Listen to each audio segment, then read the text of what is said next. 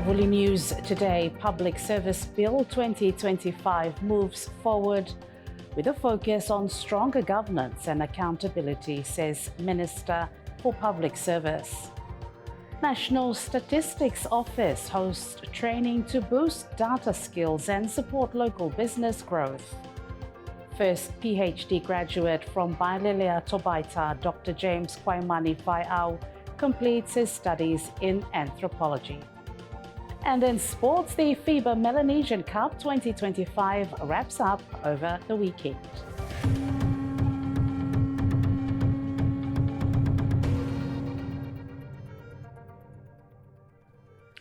Hello and welcome. I'm Lisa Osifelo. Parliament has been adjourned until tomorrow, Tuesday the 21st, to give time for the Attorney General, the Clerk's Office and public servants to review a correction document known as a corrigendum. The document pointed out some issues in the proposed agenda. The extra time will allow officials to go through the details, fix any problems and make sure everything is clear before the next debate. To now adjourn, the reason, as you just mentioned, is to allow the Attorney General as well as the Office of the Clerk and the Public Service to look at the corrigendum to the Public Service Bill, drawn from a number of recommendations that the BLC has provided. So we need some time to do that, so that when we resume tomorrow, the process should go smoothly. Thank you, Mr. Speaker. Minister for Public Service Francis Belande says he is hopeful about the progress of the Public Service Bill 2025, describing it as a key step towards addressing gaps in the current legislation. Speaking to Tavuli News, Minister Belande says the bill is moving in the right direction. Generally, the support come from both sides of the House, especially our colleague from the other side of the House. Got a very supportive of the bill, yeah. In fact, one or two of them will say this will be a pass finish. Yeah, so I'm very hopeful that the discussion will come up here. Him just for making clarity long bill number 2 year. So as I said, long closing for me, the recommendation and suggestions here, him just for improving the principles, yeah, and the values that the bill stand on. So I'm looking forward for a good discussion with our colleagues of Parliament. He added that the Public Service Bill 2025 aims to strengthen governance and accountability, which are central to building a professional, service-oriented and accountable public service. The bill is designed to align with international best practices, providing a strong foundation for a more motivated and efficient public workforce. I would really like to see our public servants performing to the expectation of the people and the government of this country. That has been addressed in the current bill here. As I said, the bill is not only about improving institutional framework, we're also looking at the human resource management component of it, which is very important. So for me, moving forward, what I'd like to see is that the government takes care of its public servants, and the public servant must deliver to the expectation of the government and our people. I think one of the key principles that also captured inside the bill is the trusteeship principle, yeah, where public servants, under this bill, you as a public servant, you are trustees of the people of this country. So you're doing a work on behalf of the people and the government. So I think this is really something that I'd like to see more. I'd like to see our public servants delivering what the government expectation and what the people expectation. Currently, some people are complaining that they go to some public offices and they've been waiting there for hours, even whole day, without anybody attend to them. So as a government, as a minister, I'd like the government to make sure that you may take on the responsibility where or the game come with me and you may deal with him what issues for people time will come. You should not leaving people just wait around for hours, you know, for giving what the right information. So I'd like to see more a vibrant, you know, public service that have me deliver service with him expectation within the expectation of the government and the people. Yeah. Today, Monday, the National Statistics Office under the Ministry of Finance and Treasury hosted the Capacity in Statistics and Audit training in Honiara.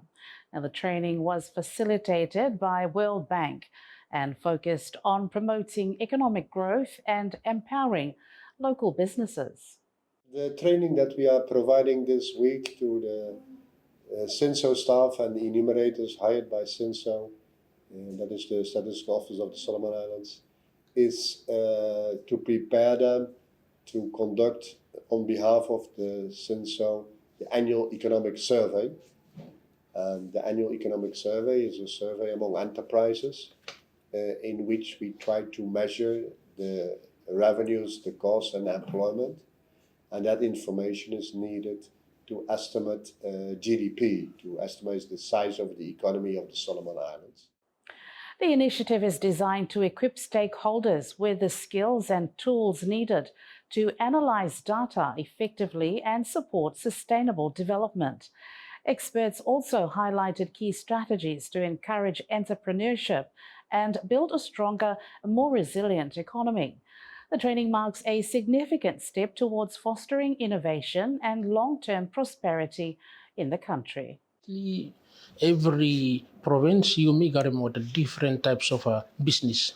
For example, Long Western or Gold Canal, Honiara, there is different, like Honiara, mostly hemi one for a higher level of business because all of things like refuel station, the big company, by me different types of records like what those very income and a level of an activity, not the same home by like with a small store, no like the same. So by you have a looking difference, like Honiara is the most targeted place where every activity of a business has been to take place. The Vice-Chancellor of the Solomon Islands National University, Professor Transform Angarau, has announced a bold plan to integrate artificial intelligence into the university's future learning system. Speaking to Tavuli News, Professor Angarau confirmed a new partnership with Telecom aimed at improving educational programs and providing advanced learning tools for students.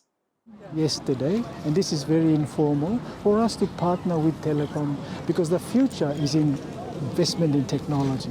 So looking at AI-inspired platforms, developing an innovation hub here so we can work together with Telecom so that they sponsor hackathons. And so the partnership that I'm looking for with Telecom it's a futuristic partnership where we try and build the education for the future using technology. And I think Telecom is a great partner in this effort. The partnership is set to raise the standard of education at SINU, giving students access to cutting-edge technology to help them succeed in an increasingly digital world. The initiative highlights SINU's strong commitment to innovation and quality education across Solomon Islands. Look, AI is here to stay. That's one thing that everyone needs to know. We're not going to be able, it's not going to go away. It's going to be the platform which everyone is going to be using, invest, and the future of the country is going to be based on technology. So it's here to stay. It creates efficiency. It's a wonderful tool that used positively is great. Now, yes, that's true. It's obvious there are students who use AI to answer their questions. You can pick that up quite easily.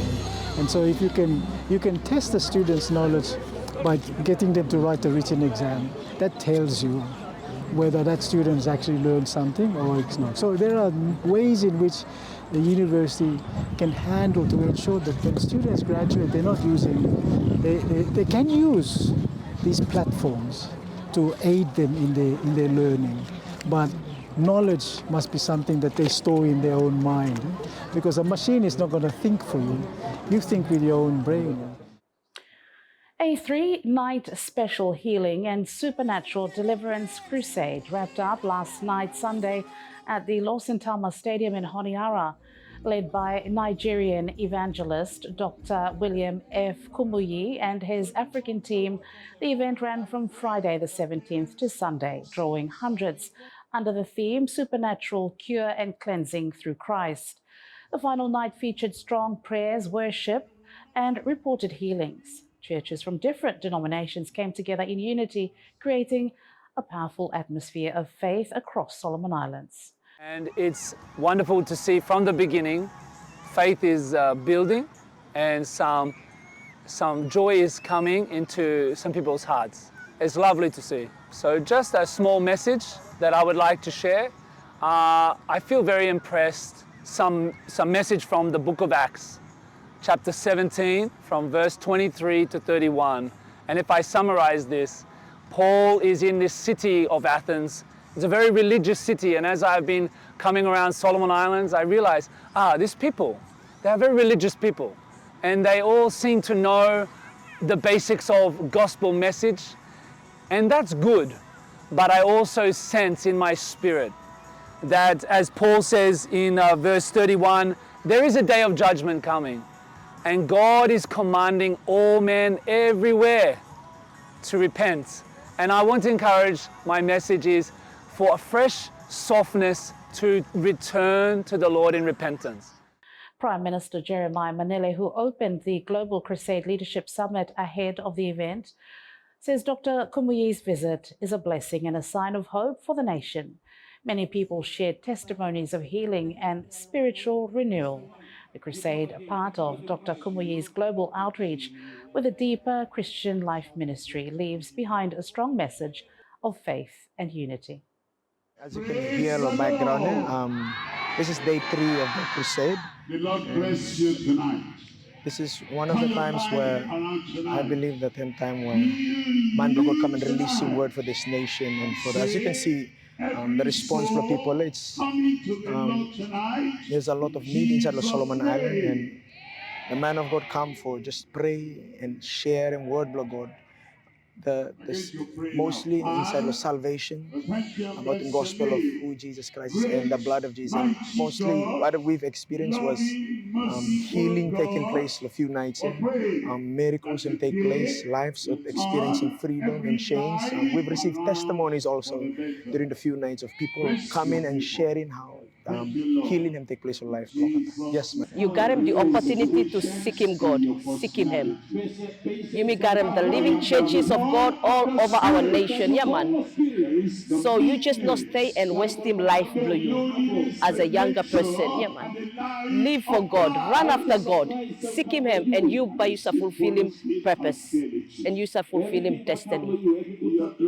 And that is wisdom. Dr. James Kwaimani Faiau from Baelelea-To'abaita in North Malaita is Solomon Islands' newest PhD graduate in Anthropology. He completed his doctorate at the University of Waikato, New Zealand, with a thesis titled Oli Aina Guru'ai, an ethnographic study on social ecological relations in his home community. The research involved 18 months of field work in Malaita during the COVID-19 pandemic and explored Indigenous knowledge systems rooted in Baelelea traditions. Dr. Faiau is the first from his tribe to earn a PhD and dedicates the achievement to his late father and family and the people of Baelelea. He describes the journey as one of faith, sacrifice, and perseverance. But my education journey starts in Western Province. I went with my parents as a missionary. My parents were missionary of the SSCC, so they served there. And my journey started primary school, Titiana, and later Suava on Ranong Island. So those are my 2 primary schools. Unfortunately, somehow I started quite late. I started at the age of 12 attending primary school, and you can, because I live on another island, and then got to be sent to attend school on the another village, so it's quite difficult in that sense. But yeah, from primary school I ended up King George. That's where I did my form 1 to 6 and also 7, and then I got government scholarships to study Bachelor of Education at USP from 2022 to 2024. Doing a PhD, I cultivate this interest from high school. I think I was an average student doing through the high school, But then I said, oh, we're going to go as far as I can in my academic journey. So I think doing this PhD is one of the dreams that I cultivate from the high school. The other motivation is people around me. I think my father especially, as I described, he's a converted pagan and then become a missionary. So he sent me to school just with the word, hey, go to school so that you will help me to read the Bible better. I think that's one motivation. So coming through, I not only read the Bible, but I become a keen reader of issues and also become a scholar. So I think that's one more motivation. And coming through, it's not easy because I travel pretty much with my postgrad studies with my family. So I take my family with me. I exhaust even family savings and all these things and doing other things, focusing on trying to be better and trying to achieve these dreams. So yeah, I think I could say faith. I think it's very important. I have faith in God, and then the faith in our people and those people around me, my supervisors and the people of Baelelea, and those inspiration come by having sense of trust and faith in our people, in God. I think that's what keeps me going and reaching this far in terms of my academic journey. And then also, as I said, I think having right people around you. Yeah. I think in academia, one of the things is say, don't be afraid. You jump or you ride the shoulders of giants. So I think in my work, I think I rub shoulder with some of the best academic from Melanesia, from the Pacific, and even those around the world, in universities around the world, in the UK, in the US, and those people that have Solomon Island research and at heart. So I rub shoulder with them in a way that keeps me going. This achievement is a story. I think life, I see myself a journey. I was on a journey, and that my journey resulted in a story. So I think I craft my thesis around the word Holy Aina Guriai, which in Baelelea translated going back to the root. So I think searching about knowledge is not about what we learn out there, but I think it's about going back to our people and then learn what's the essence and what are some of the fundamental values and the knowledge that rooted in our stories, in our culture, in our tradition, in our spiritual, cultural orientation to the environment and to the land and to the people, and our relationship with the supernatural in terms of our beliefs and understanding of the world. I think because a lot of times people say culture is a barrier to inclusive or sustainable development. I don't think so. I think culture and our traditional knowledge is a great enabler to mainstreaming and to driving inclusive and sustainable development by learning from the knowledge of our people that passed on from generation to generation and complementing the science of our work and policies. Now working with the Pacific Community SPC, Dr. Faiau hopes to inspire the next generation of Solomon Islanders and contribute to development grounded in local knowledge and identity. And now moving on to regional news, Fiji's Deputy Prime Minister Manoa Kamikamiva has been charged with perjury and providing false information by the country's anti-corruption office, FICAC. The charges relate to investigations stemming from the Commission of Inquiry into the appointment of former FICAC chief Barbara Malimali. Kamikamiva, who is also Minister for Trade and Communications, is currently overseas and will be represented in court by lawyer Willie Clark. Now, the case is set to be heard on Wednesday in Suva Magistrates Court. Kamikamiva has declined to comment, referring all inquiries to his legal counsel. Nauru's re-elected president, David Adang, has announced his cabinet for the next 3 years, following his unopposed return to office on the 14th of October by the country's 18 MPs.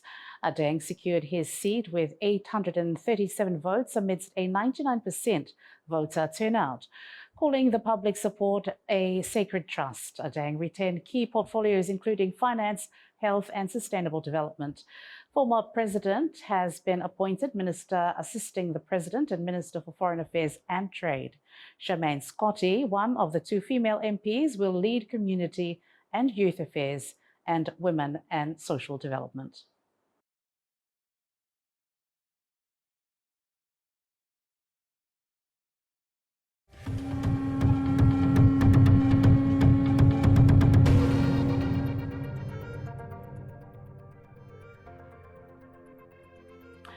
Welcome back. Now in sports, the 2025 FIBA Melanesian Cup successfully came to an end over the weekend, with Fiji's women's basketball team coming out on top of the competition against Papua New Guinea in the final playoff of the competition. PNG were strong contenders, going unbeaten until meeting Fiji in the finals in a strongly contested final showdown. Fiji beating Papua New Guinea 57-44. We knew coming into it that it was going to be a challenge, but we thought because we had already versed PNG, we came a lot better prepared and we united as a team. It's never easy against Papua New Guinea. They're such a strong offensive team and they like to push us and challenge us. So we just knew what we had to do, and I just give all credit to the girls. Everyone really stepped up today, so it was a fantastic game. Yeah. Oh, it feels great. It really does feel great. You know, I felt like I had something to prove personally, and I wanted to come back. It was nice to come back to the Solomon Islands, but with a new group of girls came with new challenges. But you know, Fiji's got so much talent, and I'm so proud of just, you know, we've got 6 young ones and then 6 of us that are a little bit more experienced. So for us to come together, I couldn't be more proud. Definitely, this was our goal. When we came to the Solomon Islands, we had one thing in mind, well, 2 actually, to qualify for the South Pacific Games and to win gold. So our goal was very clear. So when we came here, we were prepared. And so I give thanks to the coaches, to the girls, to everyone that supported us. Yeah.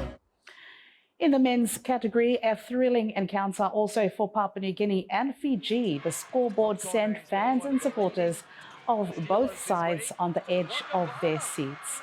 As if it was anyone's game, dying minutes, Papua New Guinea made the most of their chances to secure the win, proving themselves to be the best out of the rest, beating Fiji in the finals 68-61. Oh man, it was a great feeling, you know. We trailing, and we come back hard, and we won the game against Fiji, and it was awesome. I think Fiji was a great team, but we came out, we believe in our defense, and the team came out firing, and our defense was on, and we got the win. I was doing my homework, so I think I put extra yards, so I didn't expect this, but it came out the win, so I'm really pleased with myself. I think the boys really, the team behind, they really stepped up, they really pushed us. And the young ones, you know, the rookies, they came in, you know, they were extremely well, and they played to the best, and I really like them. Thank you, Lola, and mostly support people of Bime Data. Thank you too much. And this time, thank you, the support. Thank you. And also All-Stars named during the presentation. Papua New Guinea's Moses Apiko, most valuable player of the tournament, joined by his teammate, veteran Apika Muri, averaging a 10.6 points. Fiji's forward Joshua Fox, who was described as the anchor for Fiji throughout the tournament, who recorded 13 points, 11 rebounds, and in the finals, 2 standout double-doubles in the group phase. Also, Delanoy Benaville of New Caledonia, the playmaker, and Solomon Islands youngster Kirby Basia, the standout performer for Solomon Islands, who showed all-round brilliance during the group phase. And there you have the 2025 FIBA Melanesian All-Stars. Congratulations, and what a great tournament. And that wraps up our Tavuli News Bulletin for today. Also, if you've missed out on our stories, you can still revisit on our socials. That's on Facebook, LinkedIn, Instagram, and on YouTube.